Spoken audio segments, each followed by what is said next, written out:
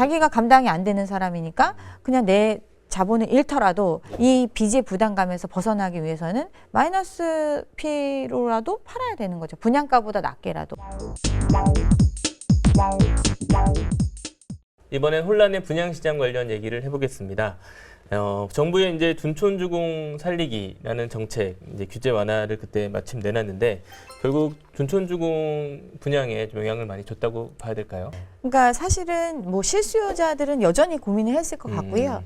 이제 투자로 생각하시는 분들이 많이 이제 참여를 한 형태 이렇게 네네. 볼 수 있습니다. 근데 그러니까 결국 부동산 시장이 상향한다고 믿는 사람들이 부동산 투자를 많이 하잖아요. 네네. 근데 그런 분들 입장에서는 이 정도 조건이면 나도 뭐 했다가 또 이게 이제 거의 후분양 비슷한 정도로 지금 그쵸. 공사가 네. 진행되고 있는 상황이니까 기간이 네. 짧잖아요. 그러니까 그 안에는 내가 단기적인 이익을 볼 수 있을 거다라는 기대감을 가지고 들어가신 분들도 있는 것 같습니다. 그렇지만 어떤 이제 분양률이라든가 계약률이라든가 이런 게 공식적으로 발표된 게 전혀 없어요. 그래서 이게 지금 정말 그 내막은 아직 알 수 없지 않나 생각합니다. 네.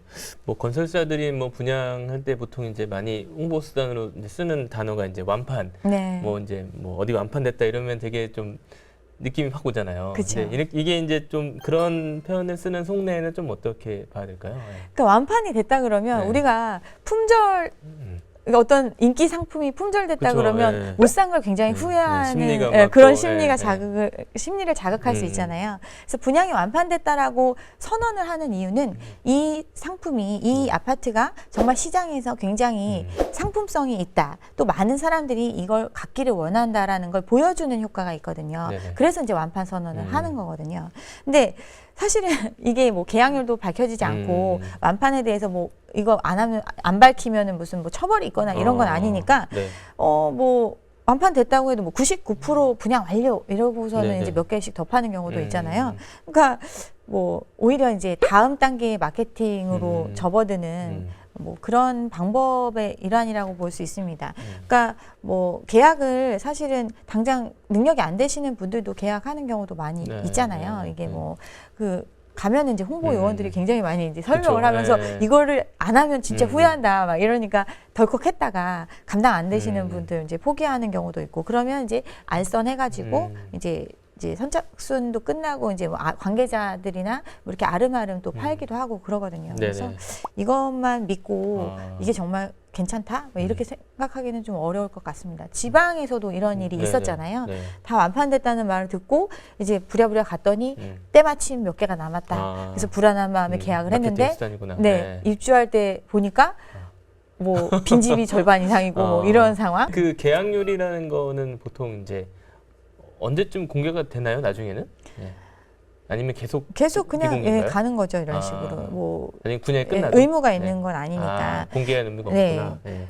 그래서 분양률이 높다고 해서, 네. 그러니까 분양을 뭐 특히나 이제 뭐 서울은 아무래도 이제 좀 더 사람들이 관심이 많으니까 네, 좀 네, 덜 할 수는 있는데 지방의 아파트 분양하는 거 이런 거 보면 이 사실은 분양은 따로 대행하는 업체들이 다 있어요. 네, 분양 네, 그쵸. 대행 업체들이 있거든요. 음. 그럼 이제 그 업체들이 조직적으로 이제 분양률을 높이는 네. 이런 걸 하거든요. 뭐 한 사람 명의로 뭐 10채씩 사는 경우도 있고 사실은 이렇게만 해도 분양률이 확 올라가잖아요. 네네. 그럼 남들이 보기에는 벌써 분양률이 뭐 60% 70% 됐다니까 내가 이제 조금 더 좋은 조건으로 해준다, 또 조금 할인해준다, 뭐 이런 거, 뭐 이자를 지원해준다든가 뭐 이런 부분들에 이제 내가 이러면 조금 더 싸게 사는 거다 이런 생각으로 또 계약하는 진성 계약자로 네네. 바뀌는 거죠. 네네. 이런 식으로 이제 채우는 경우가 워낙 많기 때문에 꼭 이제 분양률이 높다고 해서 그 상품이 정말 진정 핫한 상품이다 이렇게 판단하기는 좀 어렵다고 볼 수 있습니다. 네네. 네. 일단 뭐 지금 이제 둔촌주공에 대한 급한 불은 정부도 껐고 네. 또 이제 그 이후에 이제 또 뭐 무순위 청약 요건도 완화하고 여러 가지 규제를 완화하는 상황인데 네. 앞으로 좀 분양을 앞둔 단지들은 좀 어떤 지금 마음일까요? 네. 이제 급한 불은 껐는데 앞으로 뭐 물량이 안 나온다 그러면 모르겠는데 네. 지금 대기하고 있는 물량이 워낙 많아요. 이게 한 단지 한 단지 끈다고 해서 네. 지금 다 해결될 수 수 없죠. 있는 상황이 네. 아니잖아요. 그러니까 결국에는 정말 이제 분양가를 그럼 이제 판단을 하겠죠. 분양가를 좀 지금 말하는 시세보다 현저히 파격적으로 낮춰서 분양 완판을 시키고 어떤 금융 리스크를 덜어내겠다. 네, 네. 이렇게 판단하는 그 사업장이 있을 거고 아니면은 아니다. 우리는 고가로 가도 결국에는 다 팔 수 된다. 있다. 이런 생각을 갖고 있는 사업장은 또 이제 기존 가격을 고수할 거고 이런 거에 따라서 청약 시장도 조금 나뉘지 않을까 이 생각을 하는데 전반적인 시장에 돈이 많지 않은 상황이기 때문에 네.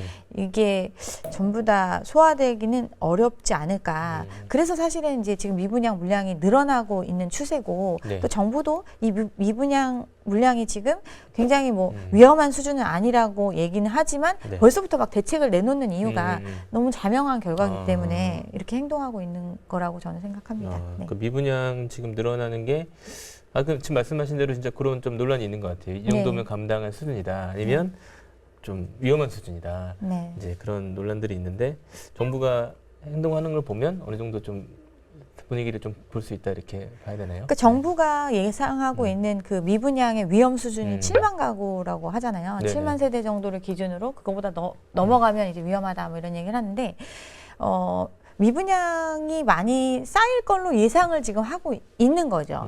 지금 늘어나는 속도는 뭐 한 달에 뭐 10,000채씩 늘어나고 막 네네. 이런 지금 상황이잖아요. 10,000채면은 서울 아파트 전체 거래량 작년에 15,000채였는데 그 중에 뭐 10,000채 가까이가 한 달 동안 안 팔리는 물량이 쌓이는 건데 앞으로 공급이 끊어지는 게 아니라 계속, 그 전에 네. 19년도, 20년도에 공급 부족을 엄청나게 얘기를 했잖아요. 그 20년, 뭐 21년 분양을 굉장히 많이 했고 이 물량들이 다 시중으로 들어오는 상황에서 미분양이 더 많이 그러니까 급증할 수 있는 환경인 거를 네. 이미 인식하고 있는 거예요. 근데 미분양이 생기면 너무 많은 문제가 발생을 하는 거죠.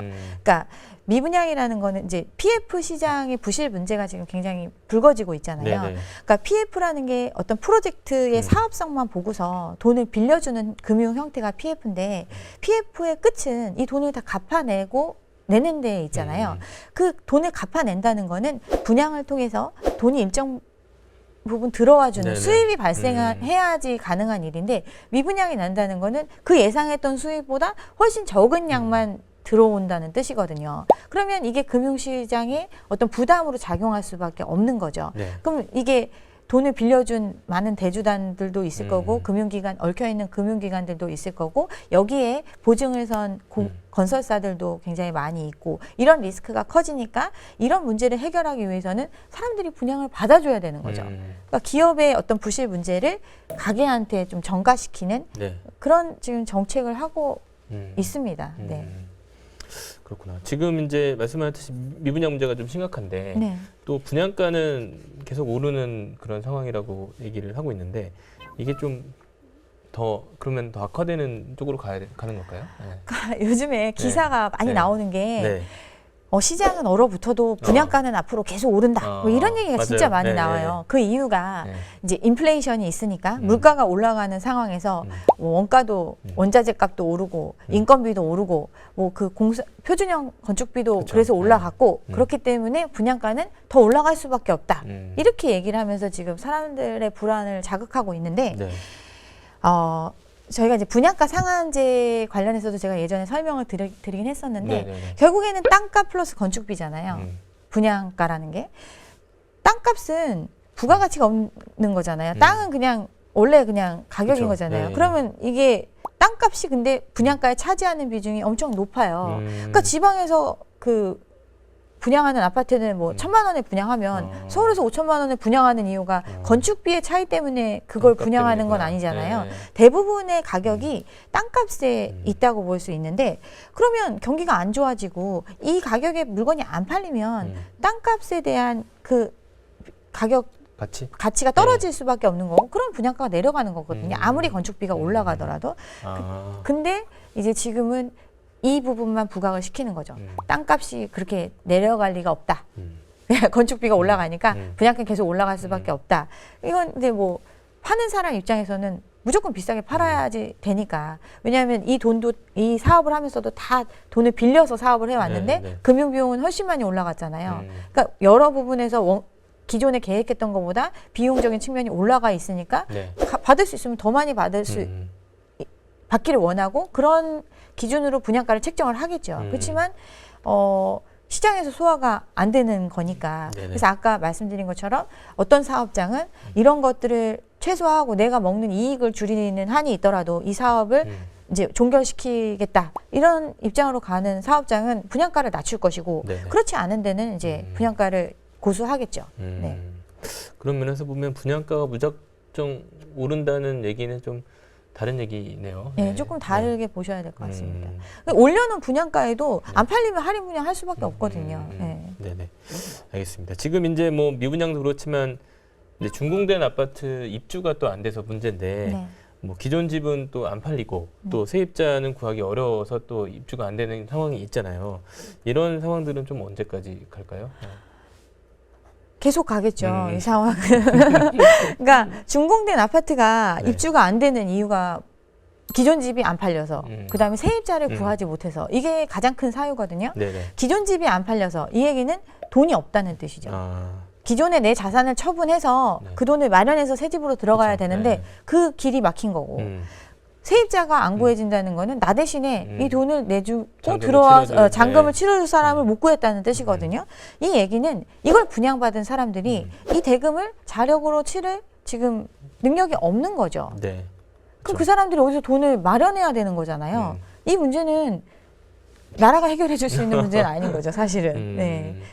그러니까 이 상황이 언제까지 될 것이냐? 이런 사람들은 그럼 감당이 안 되니까 이제 마이너스 P로 던지겠죠. 자기가 감당이 안 되는 사람이니까 그냥 내 자본을 잃더라도 네. 이 빚의 부담감에서 벗어나기 위해서는 마이너스 P로라도 팔아야 되는 거죠. 분양가보다 낮게라도. 그래서 아직 아파트 시장에서는 이제 대구 같은 경우는 이미 나타나고 있지만 네네. 이제 아파트 시장은 주거 상품 중에서는 가장 좋은 클래스잖아요. 네.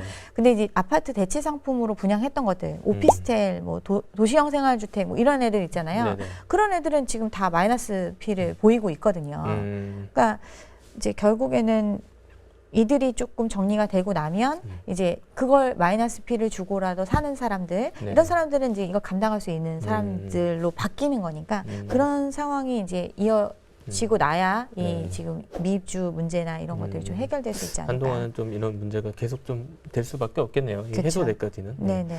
네, 지금 뭐 부동산 시장 전반적으로 좀 우울한데 네. 앞으로 좀 이런 부동산 시장 거래나 또 이런 것들이 좀 언제쯤 살아날 수 있을까요? 네.